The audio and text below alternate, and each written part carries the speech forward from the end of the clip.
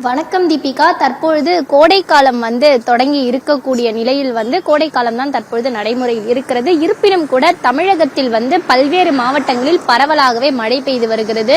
சென்னையை பொறுத்தவரையில் பகலில் வெயில் அதிகமாக இருப்பதும் அதே போல மாலை மற்றும் இரவு நேரங்களில் மிகவும் லேசான மழை பெய்வதும் என ஒரு மாறுபட்ட வானிலை தான் கடந்த சில நாட்களாகவே சென்னை உட்பட தமிழகம் முழுவதும் காணப்பட்டு வருகிறது. இந்த நிலையில் பல்வேறு இடங்களில் இந்த வெயிலின் தாக்கமானது அதிகமாவதும் அதே போல திடீரென குறைவதுமான ஒரு நிலைதான் இருந்து வருகிறது.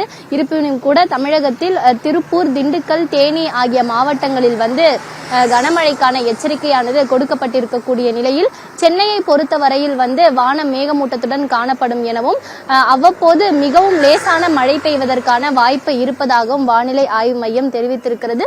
குறிப்பாக கோடை காலத்தில் மழை வருவதற்கான இந்த காரணத்தை பொறுத்தவரையில் ஒரிசா கடலோர பகுதிகளை ஒட்டிய வடமேற்கு வங்கக்கடல் பகுதிகளில் நிலவிய இந்த காற்றழுத்த தாழ்வு பகுதியானது ஆழ்ந்த காற்றழுத்த தாழ்வு பகுதியாக வலுப்பெற்று இன்று காலை 8:30 மணி அளவில் அதே பகுதிகளில் நிலவுகிறது.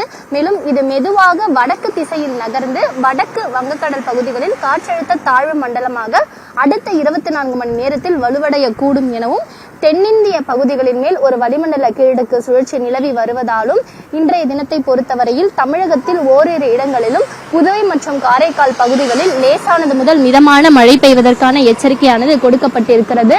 மேலும் நீலகிரி, கோயம்புத்தூர் மாவட்டத்தின் மலைப்பகுதிகளில் ஒரு சில இடங்களிலும், திருநெல்வேலி மாவட்டத்தின் மலைப்பகுதிகள் அதே போல தென்காசி மற்றும் தேனி மாவட்டங்களில் ஓரிரு இடங்களிலும் கன முதல் மிக கனமழை பெய்யும் எனவும் திருப்பூர், திண்டுக்கல் மற்றும் கன்னியாகுமரி மாவட்டங்களில் ஓரிரு இடங்களில் கனமழை பெய்ய வாய்ப்புள்ளதாக வானிலை ஆய்வு மையமானது எச்சரித்திருக்கிறது. இந்த நிலையில் சென்னையை பொறுத்த வரையில் கடந்த வாரம் முழுவதும் சென்னையில் ஒரு குளிர்ந்த சூழல் காணப்பட்டு வந்தது. வானம் மேகமூட்டத்துடன் காணப்பட்டு வந்தது. இருப்பினும் கூட பகல் நேரங்களில் சென்னையில் வெயிலின் தாக்கமானது படிப்படியாக உயர்வதும் அதே போல மாலை நேரம் செல்ல செல்ல வெயிலின் தாக்கம் அப்படியே குறைந்து வான மேகமூட்டத்துடன் காணப்பட்டு ஒரு மழை பெய்வதற்கான சூழல் சென்னையில் ஏற்பட்டு வருகிறது. இந்த நிலையில்தான் இன்றைய தினத்தை பொறுத்தவரை இன்று காலை முதல் சென்னையில் அதிகபட்சமாக வெப்பநிலை 36 டிகிரி முதல் 37 டிகிரி செல்சியஸை ஒட்டி இருந்து வரக்கூடிய நிலையில் திடீரென சென்னையின் பல்வேறு பகுதிகளில் பரவலாகவே வானம் மேகமூட்டத்துடன் காணப்பட்டு கருமேகங்களால் சூழ்ந்து வரக்கூடிய அந்த காட்சிகளை தான் நாம் பார்த்து வருகிறோம்.